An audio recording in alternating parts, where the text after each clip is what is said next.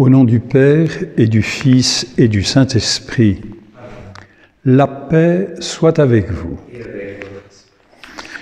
Chers amis diocésains, j'ai voulu célébrer la messe dans cette chapelle Saint-Amaran les dimanches que nous aurons à vivre dans les conditions actuelles, confinées.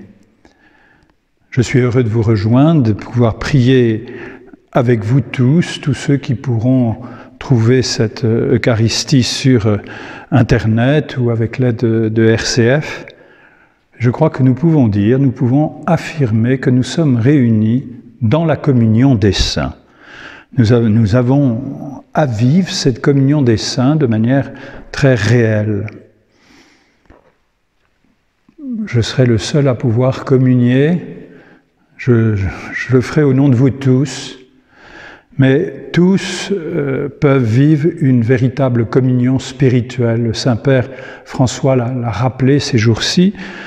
Bien sûr, par les sacrements, nous recevons, je dirais de manière tangible, les grâces que Dieu veut nous faire, mais je crois que par la communion spirituelle, il en va de même. Si notre cœur est contrit, Dieu le voit. Si notre cœur est dans la louange, il en tient compte et il écoute nos demandes. Alors nous sommes liés dans le corps du Christ aujourd'hui pour célébrer la résurrection du Seigneur en ce 4e dimanche du Carême. Bien sûr, je vous invite à porter dans la prière les malades, victimes de la pandémie, leurs familles, les soignants, aussi bien les médecins que les infirmiers, les infirmières, tous ceux qui sont sur la brèche au service des malades, au service des personnes âgées. Et puis, je crois qu'il est important aussi de prier pour que chacun d'entre nous respections véritablement les consignes qui nous sont données par nos gouvernants. C'est un devoir de charité. Ce n'est pas seulement un devoir civique, mais c'est un devoir de charité, en particulier par respect pour les plus faibles. Et enfin, je voudrais vous inviter à prier tous ces jours-ci pour les catéchumènes, pour nos catéchumènes qui attendent le baptême et qui voient, comme nous, que la date de leur baptême va être repoussée, car il y a de fortes chances que nous soyons encore confinés pour les fêtes pascales. Alors que les catéchumènes qui m'entendent ne s'inquiètent pas, ils recevront le baptême, et j'espère pour la Pentecôte, si Dieu le permet. En tout cas, ils recevront le baptême tôt ou tard.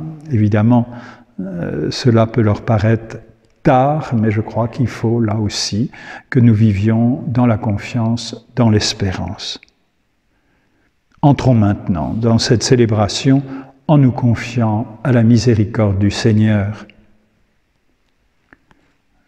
Je confesse à Dieu Tout-Puissant, je reconnais devant mes frères que j'ai péché, en pensée, en parole, par action et par omission. Oui, j'ai vraiment péché. C'est pourquoi je supplie la Vierge Marie, les anges et tous les saints, et vous aussi mes frères, de prier pour moi, le Seigneur notre Dieu. Que Dieu Tout-Puissant nous fasse miséricorde, qu'il nous pardonne nos péchés et nous conduise à la vie éternelle. Seigneur, prends pitié. Seigneur, prends pitié. Ô Christ, prends pitié. Ô Christ, prends pitié. Seigneur, prends pitié. Seigneur, prends pitié. Prions le Seigneur.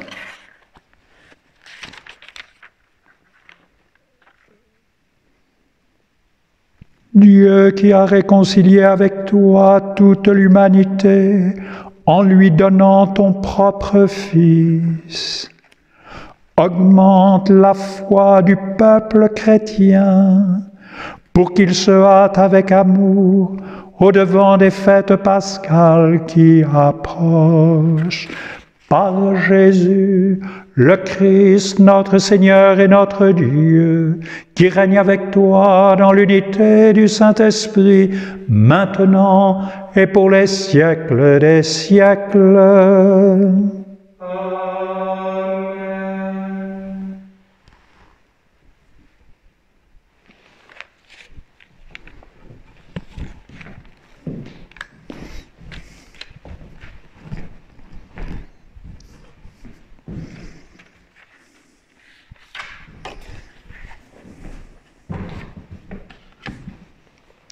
Lecture du premier livre de Samuel.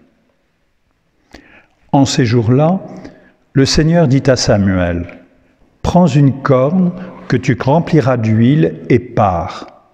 Je t'envoie auprès de Jessé de Bethléem, car j'ai vu parmi ses fils mon roi. » Lorsqu'ils arrivèrent et que Samuel aperçut Eliab, il se dit, « Sûrement, c'est lui le Messie, lui qui recevra l'onction du Seigneur. » Mais le Seigneur dit à Samuel, « Ne considère pas son apparence ni sa haute taille, car je l'ai écarté.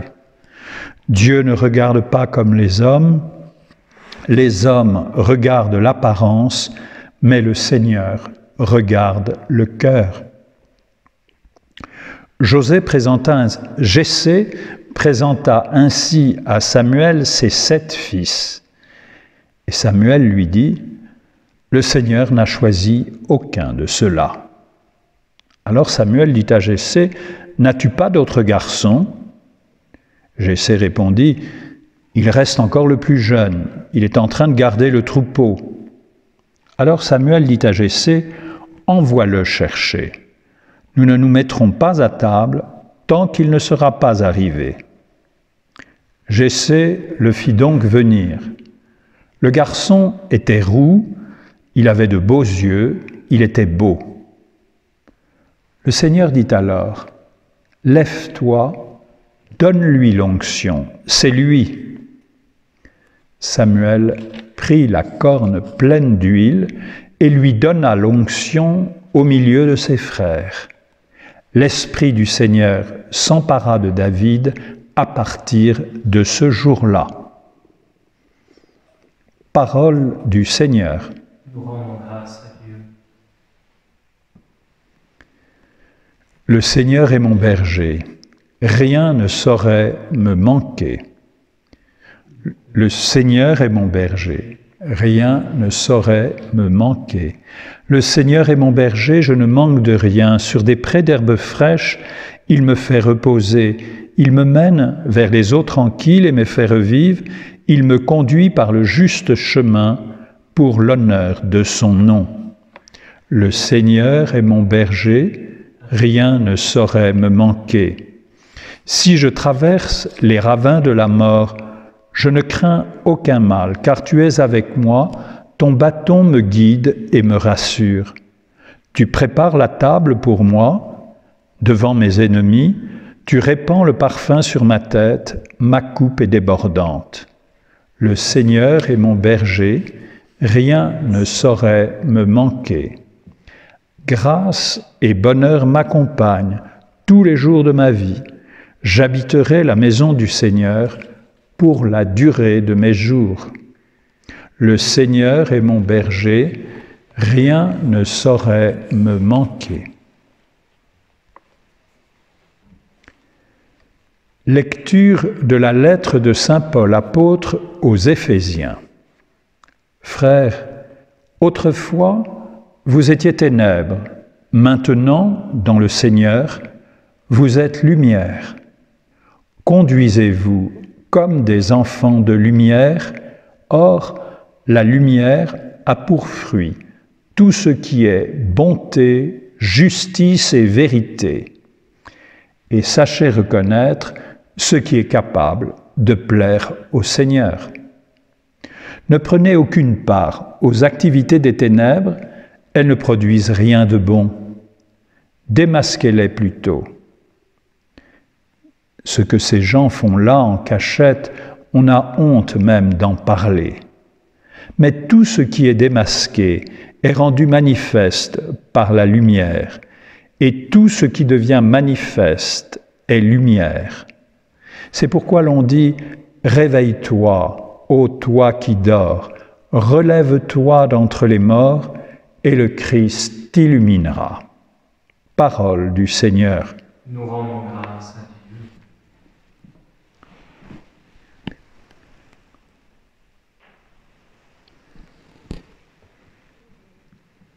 Gloire et louange à toi, Seigneur Jésus. Gloire et louange à toi, Seigneur Jésus.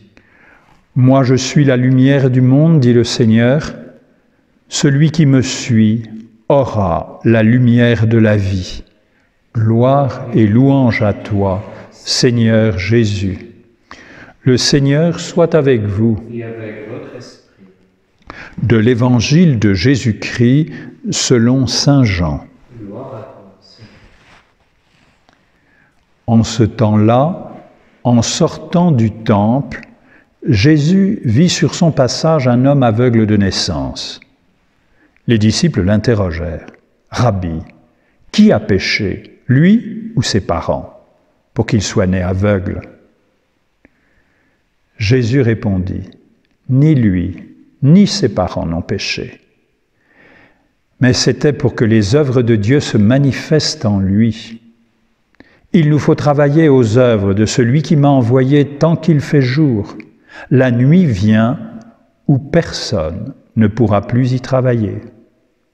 Aussi longtemps que je suis dans le monde, je suis la lumière du monde. » Cela dit, il cracha à terre et avec la salive, il fit de la boue. Puis, il appliqua la boue sur les yeux de l'aveugle et lui dit « Va te laver à la piscine de Siloé. » Ce nom se traduit « envoyé ». L'aveugle y alla donc, et il se lava. Quand il revint, il voyait. Ses voisins et ceux qui l'avaient observé auparavant, car il était mendiant, dirent alors « N'est-ce pas celui qui se tenait là pour mendier ?» Les uns disaient « C'est lui ». Les autres disaient « Pas du tout, c'est quelqu'un qui lui ressemble. » Mais lui disait « C'est bien moi. » Et on lui demandait « Alors, comment tes yeux se sont-ils ouverts ?» Il répondit « L'homme qu'on appelle Jésus a fait de la boue, il me l'a appliqué sur les yeux et il m'a dit « Va à Siloé et lave-toi. » J'y suis donc allé et je me suis lavé, alors j'ai vu.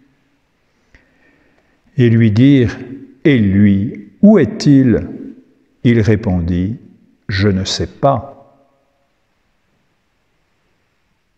On l'amène aux pharisiens, lui, l'ancien aveugle. Or, c'était un jour de sabbat que Jésus avait fait de la boue et lui en avait ouvert les yeux. À leur tour, les pharisiens lui demandaient comment il pouvait voir. Il leur répondit, « Il m'a mis de la boue sur les yeux, je me suis lavé et je vois. » Parmi les pharisiens, certains disaient, « Cet homme-là n'est pas de Dieu, puisqu'il n'observe pas le repos du sabbat. » D'autres disaient, « Comment un homme pécheur peut-il accomplir des signes pareils ?» Ainsi donc, ils étaient divisés. Alors, il s'adresse de nouveau à l'aveugle. « Et toi, que dis-tu de lui, puisqu'il t'a ouvert les yeux ?» Il dit, « C'est un prophète. » Or, les Juifs ne voulaient pas croire que cet homme avait été aveugle et que maintenant il pouvait voir. C'est pourquoi ils convoquèrent ses parents et leur demandèrent « Cet homme est bien votre fils et vous dites qu'il est né aveugle ?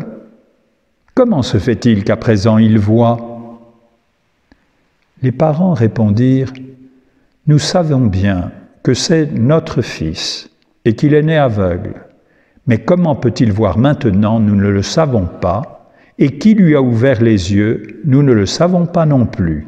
Interrogez-le, il est assez grand pour s'expliquer. » Ses parents parlaient ainsi parce qu'ils avaient peur des Juifs.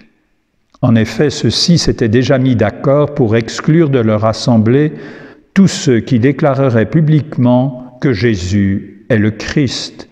Voilà pourquoi les parents avaient dit « Il est assez grand, interrogez-le. »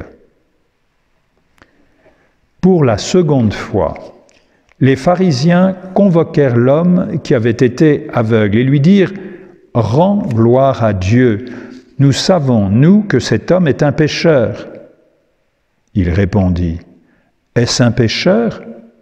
Je n'en sais rien.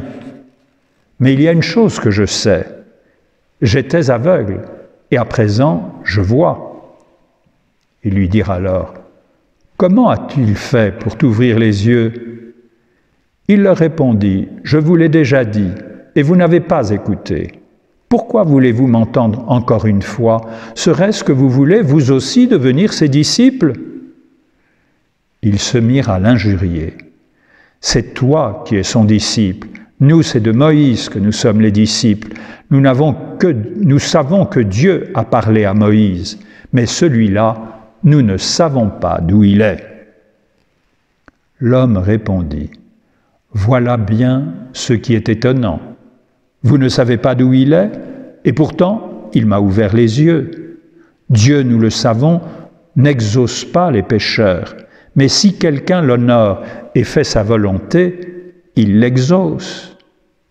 Jamais encore on n'avait entendu dire que quelqu'un ait ouvert les yeux à un aveugle de naissance. Si lui n'était pas Dieu, il ne pourrait rien faire. » Ils répliquèrent, « Tu es tout entier dans le péché depuis ta naissance, et tu nous fais la leçon ?» Et ils le jetèrent dehors. Jésus apprit qu'il l'avait jeté dehors. Il le retrouva et lui dit, « Crois-tu au Fils de l'homme » Il répondit, « Et qui est-il, Seigneur, pour que je croie en lui ?»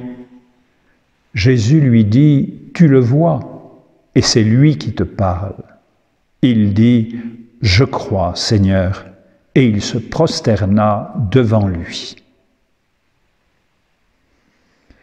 Jésus dit alors, « Je suis venu en ce monde pour rendre un jugement, que ceux qui ne voient pas puissent voir, et que ceux qui voient deviennent aveugles. » Parmi les pharisiens, ceux qui étaient avec lui entendirent ces paroles et lui dirent, « Serions-nous des aveugles, nous aussi ?» Jésus leur répondit, « Si vous étiez aveugles, vous n'auriez pas de péché. Mais du moment que vous dites « nous voyons », votre péché demeure. » Acclamons la parole de Dieu. Louange à toi, Seigneur Jésus.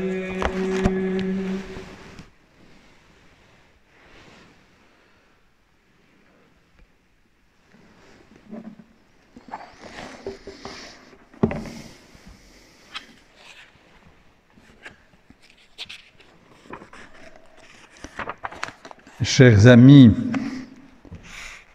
nous venons d'entendre une page magnifique de l'Évangile selon saint Jean. Cette guérison de l'aveugle de naissance qui nous est donnée dans le cadre de la liturgie toutes les années et chaque fois que dans un diocèse, enfin dans une communauté paroissiale, nous avons des catéchumènes. C'est aussi l'occasion, normalement, mais les scrutins seront reportés, c'est l'occasion d'un des scrutins préparatoires au baptême des catéchumènes. Évidemment, ce texte est long, mais nous avons le temps, étant confinés tous chez nous, nous avons le temps, et c'est une grâce, d'écouter la parole de Dieu. Alors, je voudrais simplement faire quelques remarques. Tout d'abord, cette question qui est posée à Jésus. C'est ses disciples qui l'interrogent, et c'est bien notre cas en ce moment, pour savoir qui est responsable de la cécité de cet homme.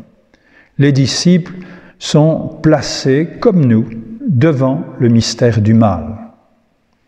Je dis bien le mystère du mal, car le mal est une réalité, mais que nous ne parvenons jamais à expliquer totalement. Or, la réponse de Jésus est pleine nous donne l'espérance.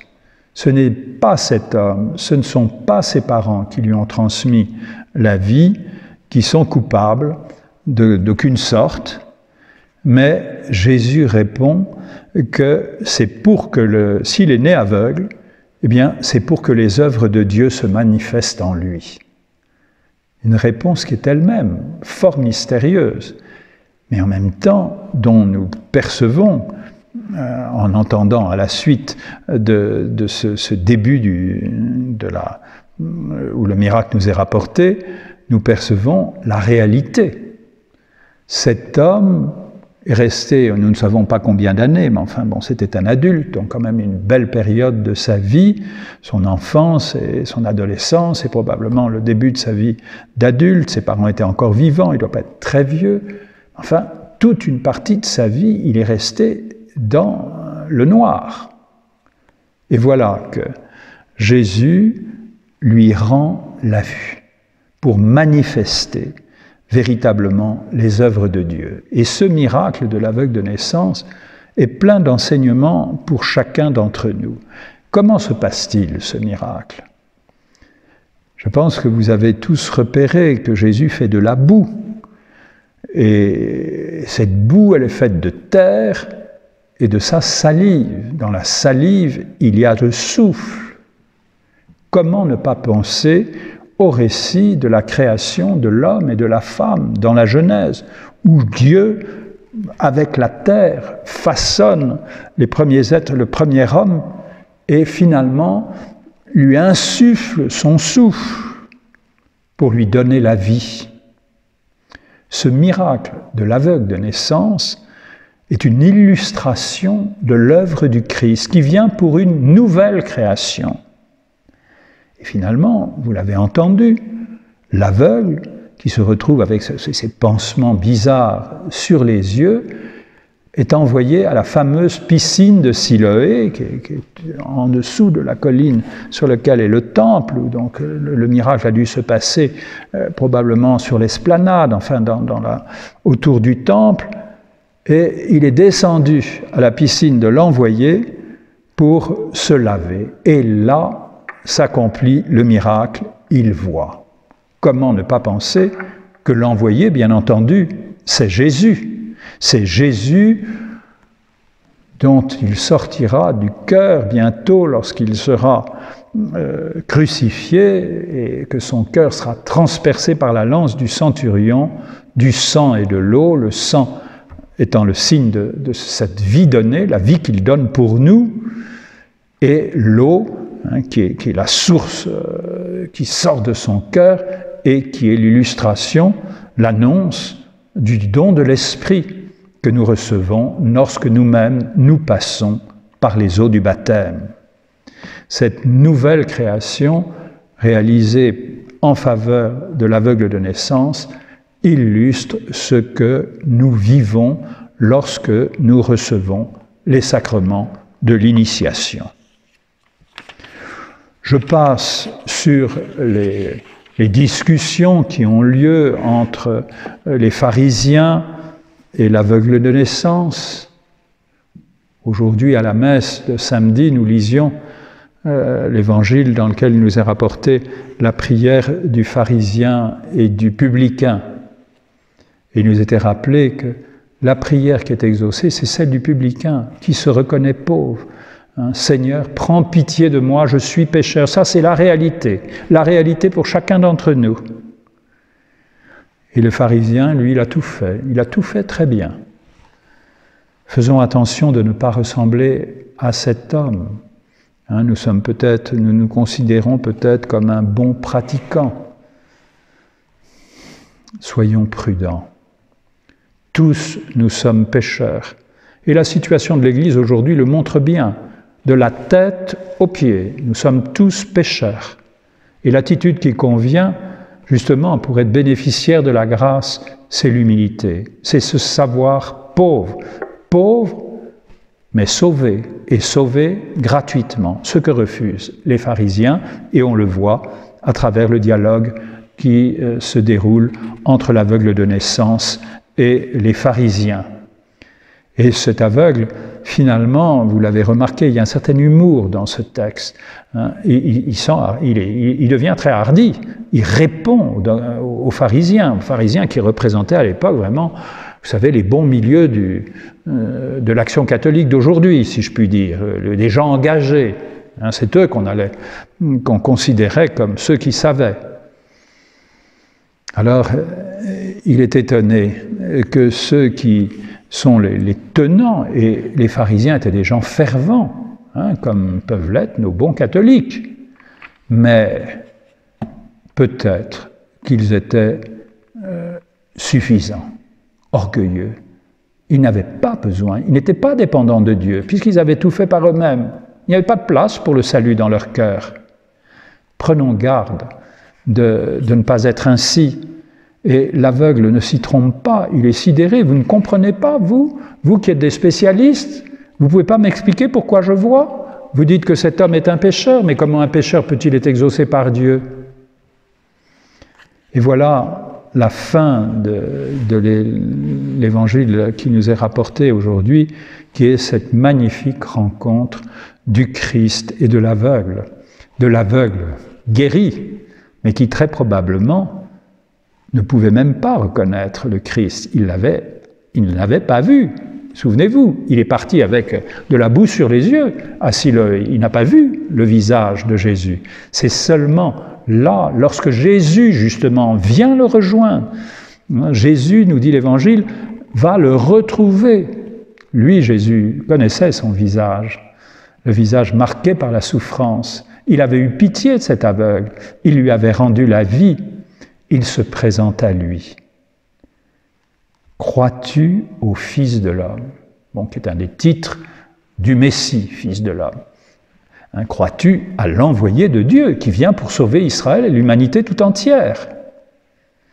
Et cet homme dit, mais qui est-il? Qui est-il? Dis-moi qui il est.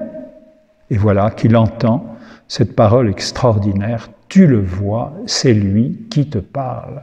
Oh, comme nous aimerions avoir une telle rencontre, frères et sœurs, et réagir comme l'aveugle. Seigneur, je crois.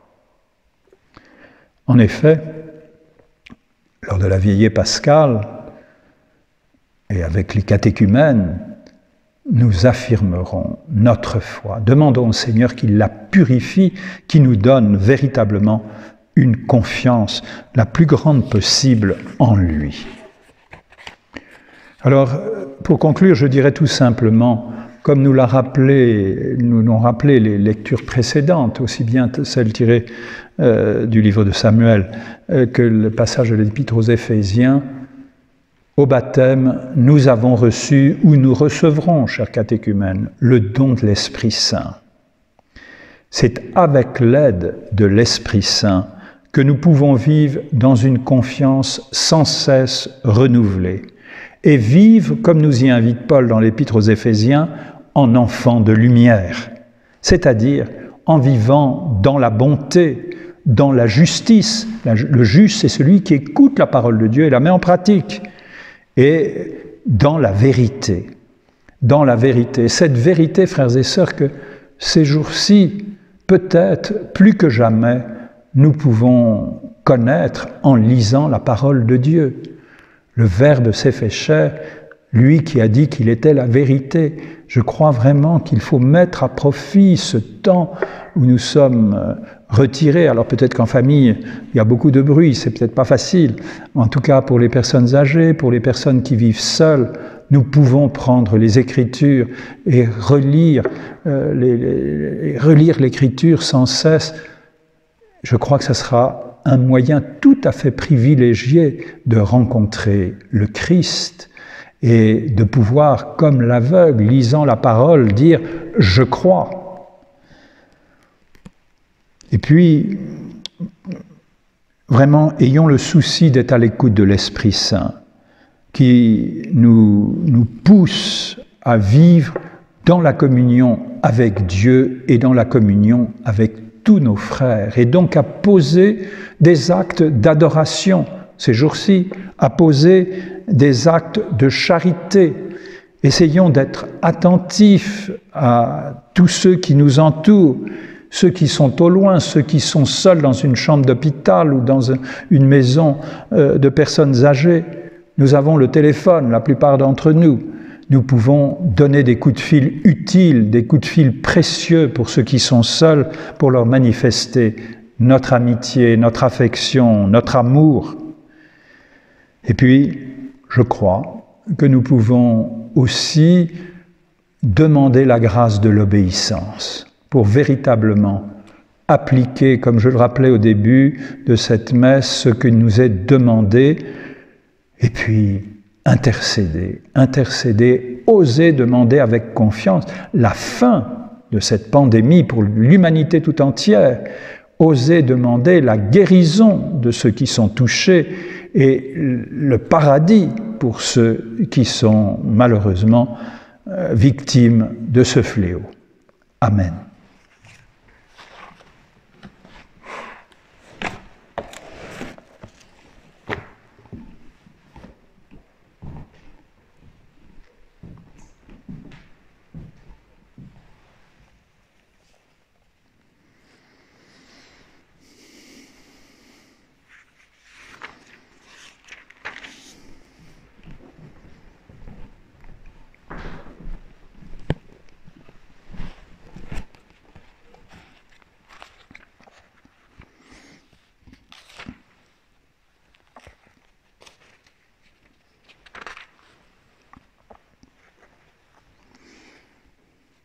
Professons ensemble la foi de l'Église que nous avons reçue des apôtres. Je crois en Dieu, le Père Tout-Puissant, Créateur du ciel et de la terre, et en Jésus-Christ, son Fils unique, notre Seigneur, qui a été conçu du Saint-Esprit, est né de la Vierge Marie, a souffert sous Ponce Pilate, a été crucifié, est mort et a été enseveli, est descendu aux enfers, le troisième jour est ressuscité des morts, est monté aux cieux, est assis à la droite de Dieu le Père Tout-Puissant, d'où il viendra juger les vivants et les morts.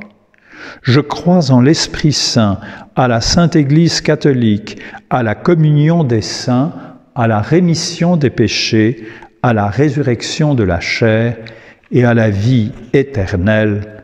Amen.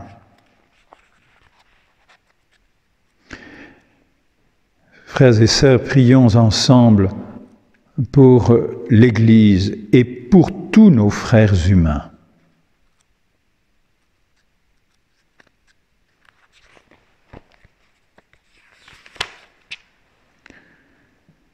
Seigneur, écoute et prends pitié pour que l'Église soit le lieu où chacun découvre le visage du Christ. Prions le Seigneur. Seigneur, écoute et prends pitié. Pour tous les ministres ordonnés, qu'ils sachent en cette période développer des actions de compassion et de charité. Seigneur, écoute et prends pitié. Pour que les gouvernants soient attentifs aux personnes les plus démunies en cette période de pandémie. Seigneur, écoute et prends pitié. Pour que les chercheurs, les médecins, les personnels soignants s'intéressent à l'unité de la personne humaine et actuellement se dévouent avec courage et au service des malades. Seigneur, écoute et prends pitié. Pour que la présence du Christ accompagne les catéchumènes sur le chemin de Pâques. Seigneur, écoute et prends pitié. Pour les malades atteints par le coronavirus ainsi que pour leurs familles, afin qu'ils puissent obtenir la guérison. Seigneur, écoute et prends pitié. Pour tous ceux qui meurent, que le Christ les accueille en paradis. Seigneur, écoute et prends pitié. Dieu qui donne la lumière à tout homme, écoute notre prière et augmente en nous la foi par Jésus le Christ, notre Seigneur.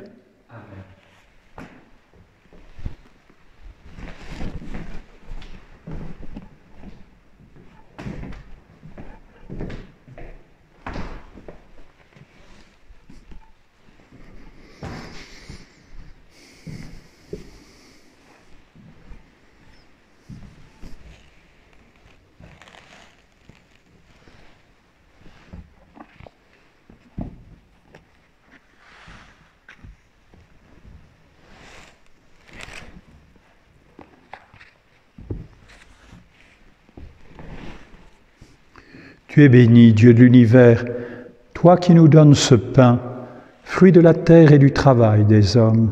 Nous te le présentons et il deviendra le pain de la vie. Béni soit Dieu maintenant et toujours.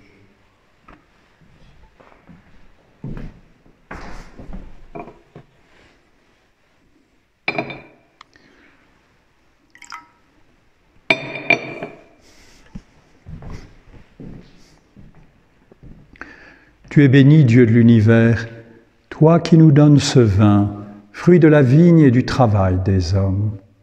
Nous te le présentons et il deviendra le vin du royaume éternel. Béni soit Dieu maintenant et toujours.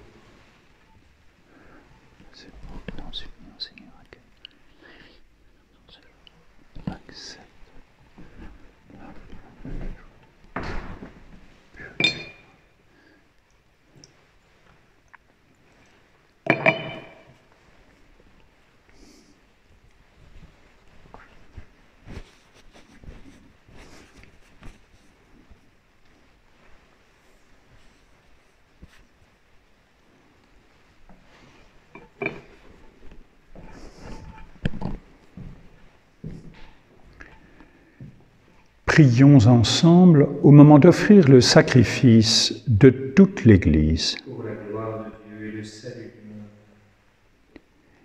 Seigneur, nous te présentons dans la joie le sacrifice qui sauve notre vie. Et nous te prions humblement, accorde-nous de le célébrer avec respect et de savoir l'offrir pour le salut du monde. Par Jésus, le Christ, notre Seigneur. Amen. Le Seigneur soit avec vous. Et avec votre esprit, Élevons notre cœur. nous le tournons vers le Seigneur. Rendons grâce au Seigneur notre Dieu.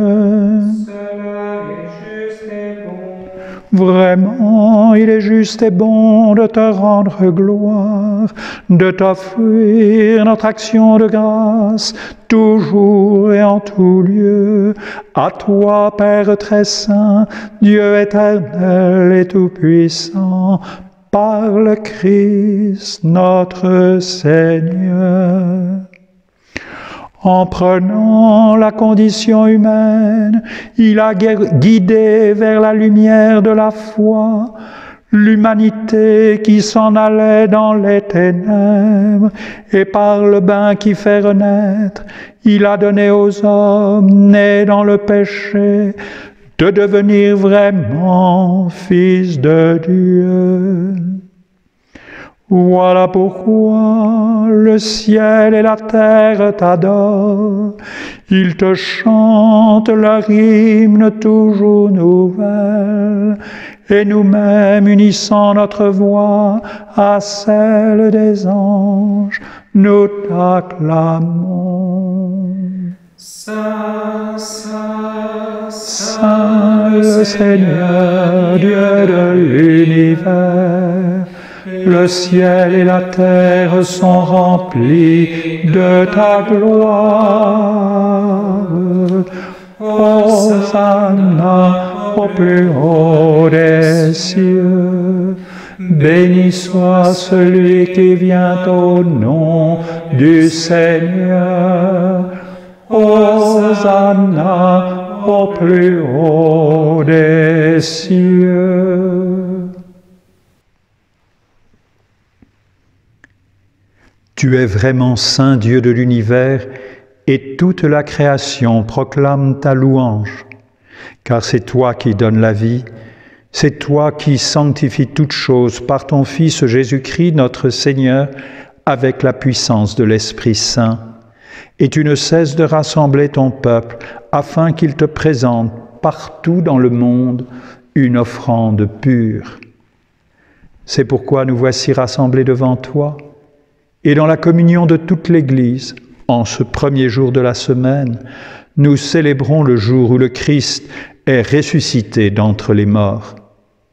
Par lui, que tu as élevé à ta droite, Dieu Tout-Puissant, nous te supplions de consacrer toi-même les offrandes que nous apportons.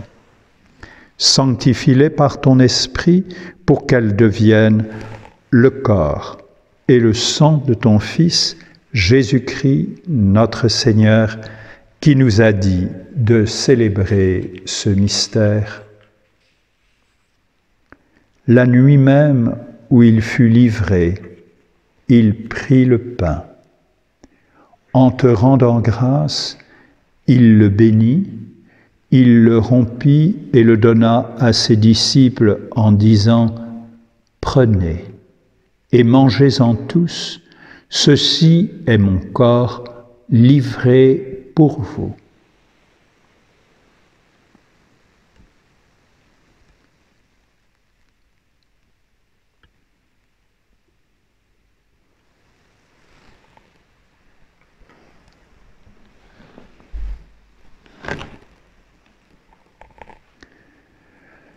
De même, à la fin du repas, il prit la coupe. En te rendant grâce, il la bénit et la donna à ses disciples en disant « Prenez et buvez-en tous, car ceci est la coupe de mon sang, le sang de l'alliance nouvelle et éternelle, qui sera versé pour vous et pour la multitude en rémission des péchés. Vous ferez cela en mémoire de moi. »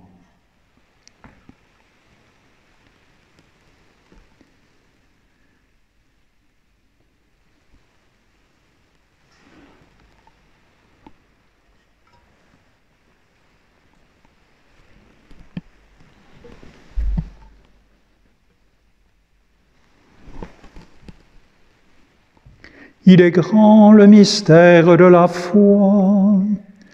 Nous proclamons ta mort, Seigneur Jésus. Nous célébrons ta résurrection.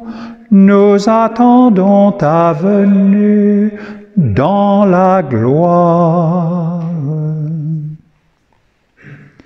En faisant mémoire de ton Fils, de sa passion qui nous sauve, de sa glorieuse résurrection et de son ascension dans le ciel,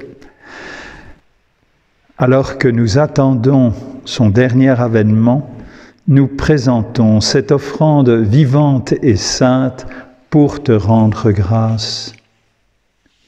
Regarde, Seigneur, le sacrifice de ton Église et daigne y reconnaître celui de ton Fils qui nous a rétablis dans ton alliance.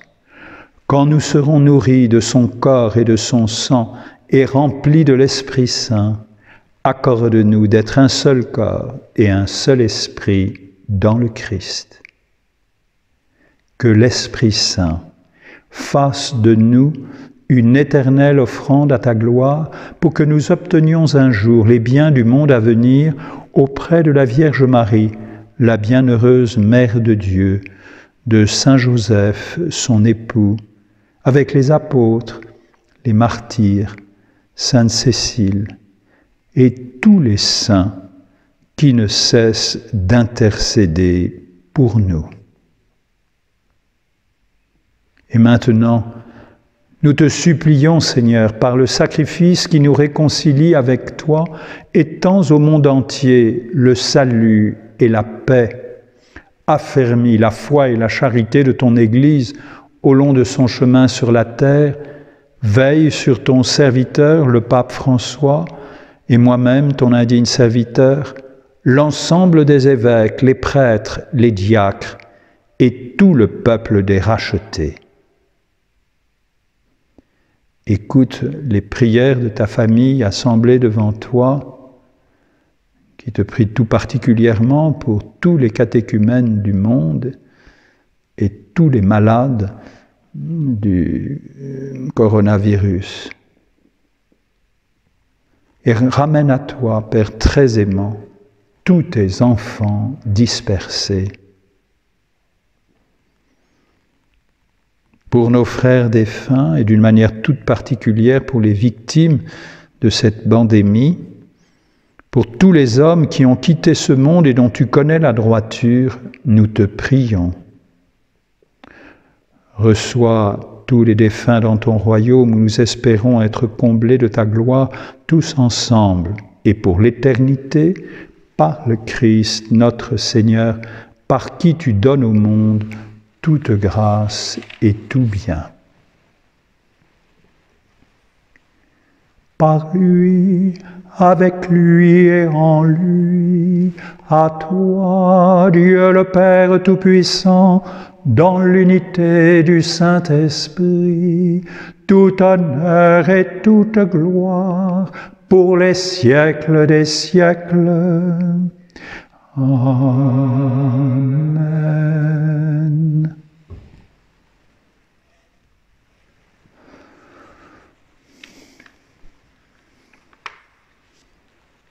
Unis dans le même esprit, quelle que soit la distance qui nous sépare, nous pouvons dire avec confiance la prière que nous avons reçue du Sauveur. Notre Père qui es aux cieux, que ton nom soit sanctifié, que ton règne vienne, que ta volonté soit faite sur la terre comme au ciel. Donne-nous aujourd'hui notre pain de ce jour, pardonne-nous nos offenses, comme nous pardonnons aussi à ceux qui nous ont offensés, et ne nous laisse pas entrer en tentation, mais délivre-nous du mal. Délivre-nous de tout mal, Seigneur, et donne la paix à notre temps. Par ta miséricorde, libère-nous du péché, rassure-nous devant les épreuves, en cette vie où nous espérons le bonheur que tu promets et l'avènement de Jésus-Christ, notre Sauveur. Car c'est à toi qu'appartiennent le règne, la puissance et la gloire pour les siècles des siècles. Seigneur Jésus-Christ, tu as dit à tes apôtres, « Je vous laisse la paix, je vous donne ma paix. Ne regarde pas nos péchés, mais la foi de ton Église. Pour que ta volonté s'accomplisse, donne-lui toujours cette paix et conduis-la vers l'unité parfaite, toi qui règnes pour les siècles des siècles. » Que la paix du Seigneur soit toujours avec vous. Et avec votre esprit. Frères et sœurs, même si nous ne pouvons pas accomplir le geste de paix, soyez certains que la paix du Seigneur vous est donnée et qu'elle vient renouveler votre espérance.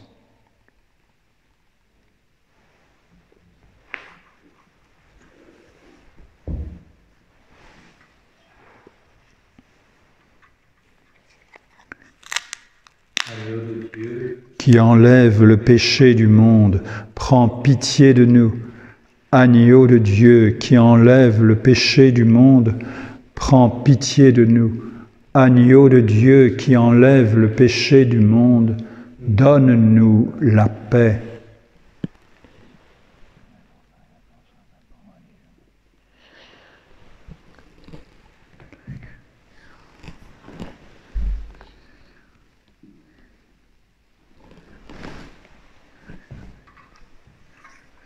Heureux les invités au repas du Seigneur. Voici l'agneau de Dieu, voici celui qui enlève le péché du monde. Seigneur, je ne suis pas digne de te recevoir, mais dis seulement une parole et je serai guéri. Que le corps et le sang du Christ nous gardent pour la vie éternelle. Amen.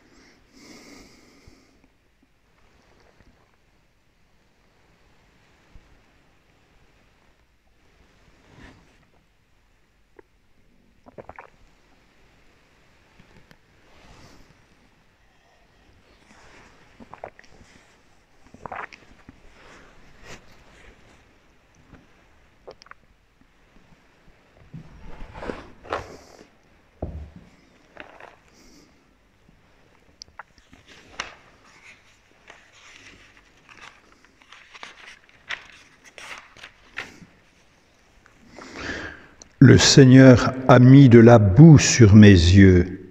Je me suis lavé et maintenant je vois et je crois.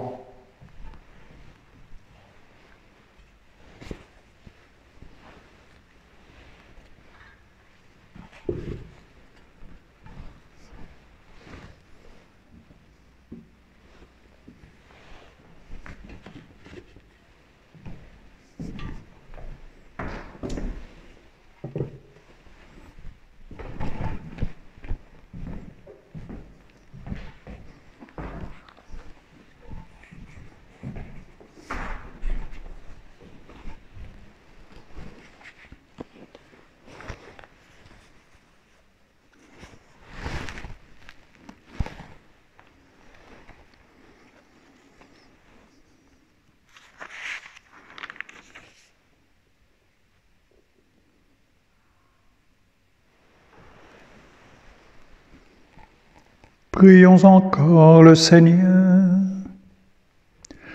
Dieu qui éclaire tout homme venant dans ce monde, illumine nos cœurs par la clarté de ta grâce, afin que toutes nos pensées soient dignes de toi et notre amour de plus en plus sincère. Par Jésus, le Christ, notre Seigneur. Amen. Le Seigneur soit avec vous. Et avec votre esprit. Que Dieu Tout-Puissant et Miséricordieux vous bénisse et vous garde, le Père, le Fils et le Saint-Esprit. Allez dans la paix du Christ. Nous rendons grâce à Dieu. Bon dimanche à toutes et à tous.